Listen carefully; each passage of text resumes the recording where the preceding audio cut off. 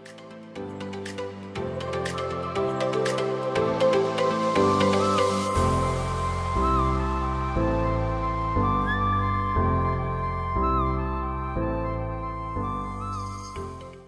नमस्कार साथियों, स्वागत है आप सभी का एक बार फिर से सारथी नर्सिंग क्लासेस के ऑनलाइन यूट्यूब चैनल के ऊपर, जहां पर आज के वीडियो लेक्चर में हम डिस्कस करने वाले हैं नोज़ इन्फेक्शन के बारे में। आज की हमारी डिजीज़ है राइनाइटिस, जिसे हम रनी नोज़ के नाम से जानते हैं। इस वीडियो लेक्चर में हम देखने वाले हैं क्या इसकी डेफिनेशन होती है, क्या इसकी इटियोलॉजी और कोजेस होते हैं, क्या साइन एंड सिम्टम्स देखने को मिलते हैं, डायग्नोस्टिक टेस्ट क्या होते हैं, क्या क्या मैनेजमेंट किया जाता है और क्या इसका ट्रीटमेंट होता है, और सबके लास्ट में देखने वाले हैं हेल्थ एजुकेशन के बारे में। तो चलिए दोस्तों स्टार्ट करते हैं और सबसे पहले देखते हैं कि एग्ज़ाम के अंदर इस टॉपिक से बनने वाले इम्पोर्टेंट क्वेश्चंस के बारे में। इसमें सबसे पहला क्वेश्चन है define the rhinitis, describe the its etiology, clinical manifestation, management and nursing responsibility. तो दोस्तों यह 16 नंबर के अंदर एग्ज़ाम में क्वेश्चन पूछा जाता है। इसके बाद सेकंड क्वेश्चन है define the rhinitis, describe the it's clinical manifestation and management including nursing responsibility. यह 8 नंबर के अंदर क्वेश्चन पूछा जाता है एग्ज़ाम के अंदर। और थर्ड क्वेश्चन है शॉर्ट नोट्स, जो कि 4 नंबर के अंदर पूछा जाता है एग्ज़ाम के अंदर। तो ये थी दोस्तों इम्पोर्टेंट क्वेश्चंस। इसके बाद हम देखते हैं कि राइनाइटिस क्या होता है और इसे रनी नोज़ के नाम से जानते हैं। हम देखते हैं इसकी definition. It is an infection and inflammation of nasal mucosa membrane. जो राइनाइटिस होता है यह एक प्रकार की इन्फेक्शन और इन्फ्लामेशन होती है नेज़ल म्यूकोजा मेम्ब्रेन की, यानी कि जो नाक के अंदर म्यूकस मेम्ब्रेन होती हैं उसकी इन्फ्लामेशन को राइनाइटिस कहा जाता है। It may develop due to allergy like dust, cold, flu. यानी कि जो राइनाइटिस होता है यह एलर्जी के कारण देखने को मिलता है, जिसके अंदर डस्ट, कोल्ड और फ्लू शामिल हैं।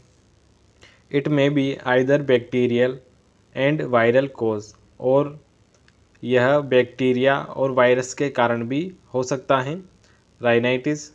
इसके बाद हम देखते हैं इसका डायग्राम। जो फर्स्ट पिक्चर है इसमें हेल्दी नेजल म्यूकोजा को दिखाया गया है, और जो सेकंड पिक्चर है इसके अंदर इन्फ्लामेशन और राइनाइटिस कंडीशन को दिखाया गया है, जिसके अंदर जो नोज़ होती है वह रेड दिखाई देती है और वहाँ पर जो म्यूकस मेम्ब्रेन होती है उसमें इन्फ्लामेशन भी देखने को मिलती है। इसके बाद हम देखते हैं टाइप्स ऑफ राइनाइटिस कि राइनाइटिस के क्या क्या टाइप्स होते हैं। इसमें पहला टाइप है allergic rhinitis, acute rhinitis, vasomotor rhinitis, infectious rhinitis और नॉन एलर्जिक राइनाइटिस। तो यह 5 टाइप्स के राइनाइटिस होते हैं। इसमें पहला है allergic rhinitis. It may be seasonal and usually occurs has an acute response to a specific antigen. यानी कि जो एलर्जिक राइनाइटिस होता है यह सेशनल के अकॉर्डिंग होता है, यानी कि मौसम के अकॉर्डिंग देखने को मिलता है। इसके अंदर एक्यूट रेस्पॉन्स देखने को मिलता है जो कि किसी स्पेसिफिक एंटीजन के कारण होता है बॉडी का रेस्पॉन्स। इसमें कॉजेज देखते हैं। इसमें है पोलन, ग्रास, ट्रीज और फ्लावर्स। इनके कारण एलर्जिक रेस्पॉन्स देखने को मिलता है बॉडी का। इसके बाद देखते हैं second type acute rhinitis. It also known as coryza, common cold. यानी कि एक्यूट राइनाइटिस कंडीशन को कोराइजा कहा जाता है, जो कि कॉमन कोल्ड भी कहलाता है।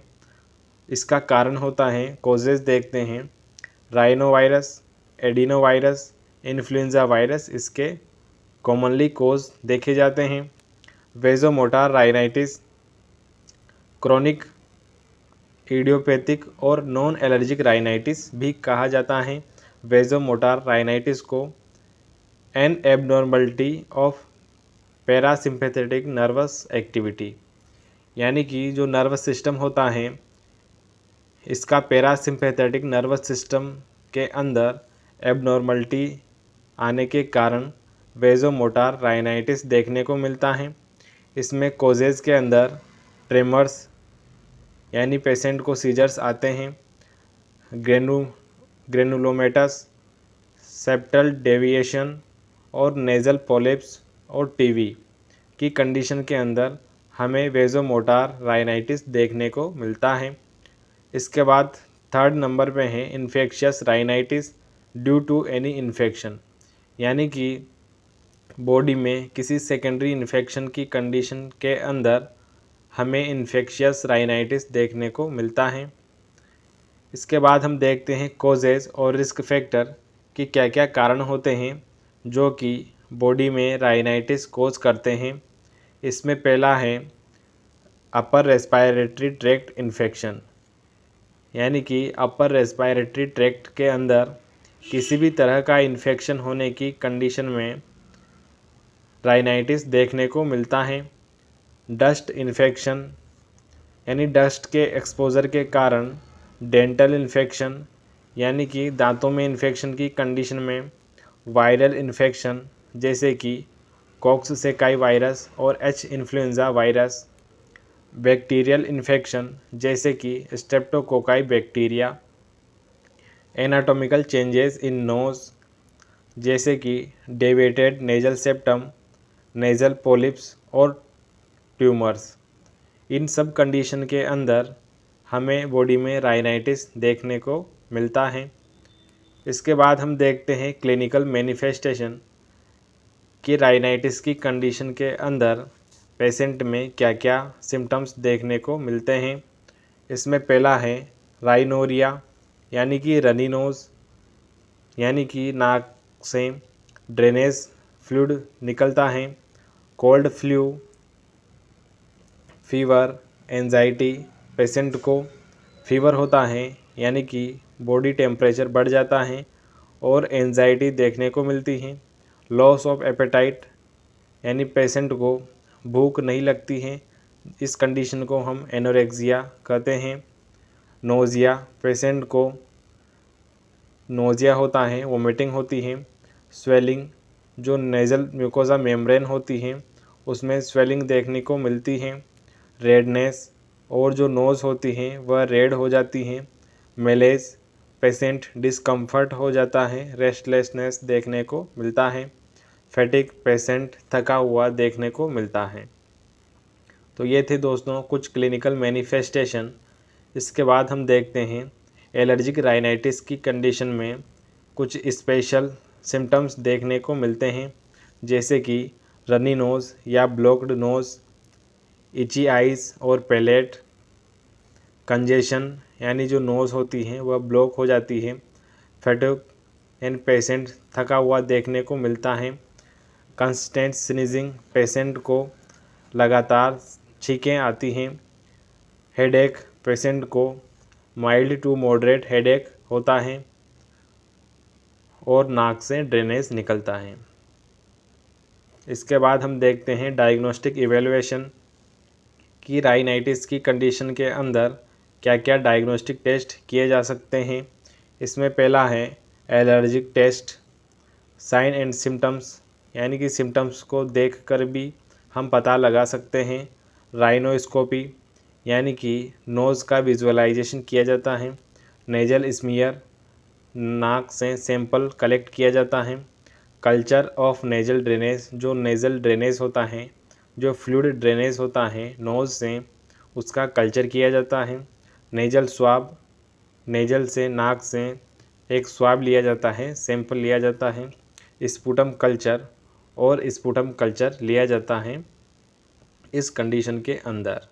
तो ये थे दोस्तों कुछ डायग्नोस्टिक इवेलुएशन। इसके बाद हम देखते हैं मेडिकल मैनेजमेंट कि राइनाइटिस की कंडीशन में क्या क्या मेडिकल मैनेजमेंट किया जाता है। इसमें सबसे पहला होता है anti microbial agent for infection.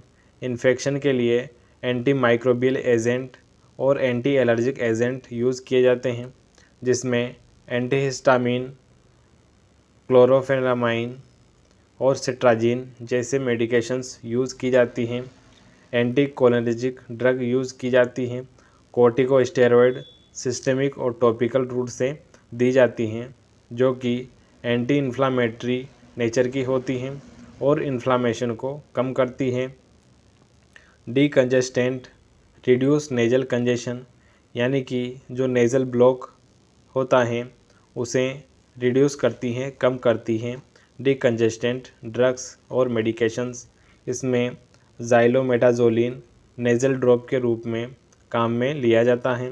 Analgesics जैसे कि आइबुप्रोफेन और पीसीएम दिए जाते हैं, जो कि पेन को मिनिमाइज़ करते हैं।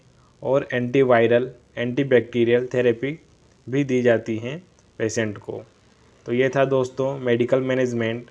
इसके बाद हम देखते हैं कॉम्प्लिकेशंस, किस कंडीशन के अंदर और क्या सीरियस कंडीशन देखने को मिल सकती हैं। इसमें पहला है सीरस ओटाइटिस मीडिया, यानी पेशेंट को ईयर का इन्फेक्शन हो सकता है।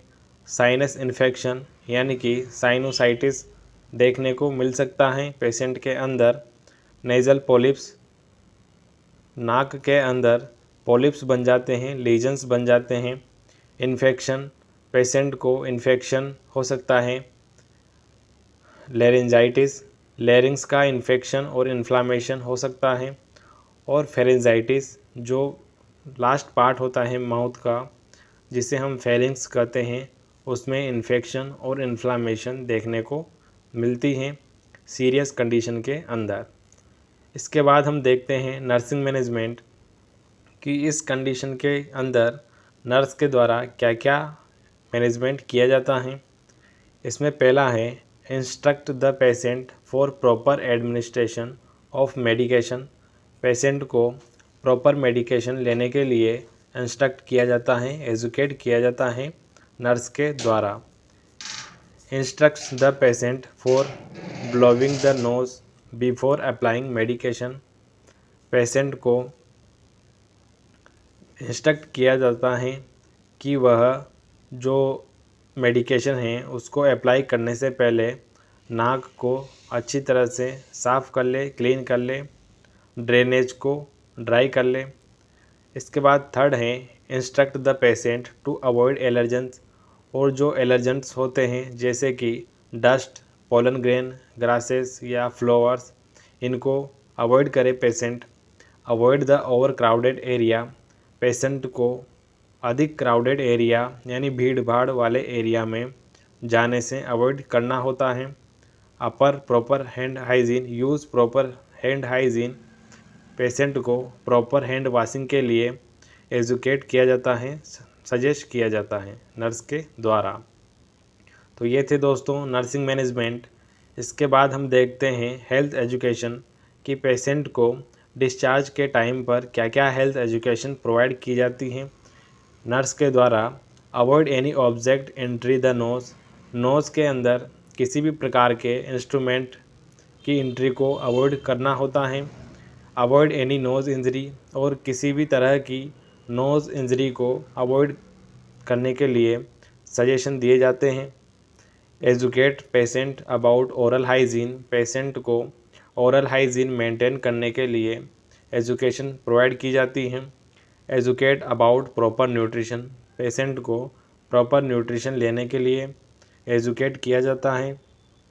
Avoid any smoking, tobacco and alcohol, smoking, tobacco, alcohol के यूज़ के लिए पेशेंट को सजेस्ट किया जाता है कि इन सब को वह अवॉइड करे। Encourage for liquid diet, patient को लिक्विड डाइट के लिए इनकरेज किया जाता है। Educate about the medications take daily, patient को मेडिकेशन की इम्पोर्टेंस समझाई जाती है और उसे डेली मेडिकेशन लेने के लिए इनकरेज किया जाता है, एजुकेशन दी जाती है। तो ये था दोस्तों आज का हमारा एक इम्पोर्टेंट टॉपिक जो कि एग्ज़ाम के पॉइंट ऑफ व्यू से इम्पोर्टेंट होता है। आई होप आज का वीडियो लेक्चर आपको पसंद आया होगा। इसी प्रकार के और अन्य वीडियो लेक्चर्स के लिए बने रहिए हमारे साथ। Thank you so much.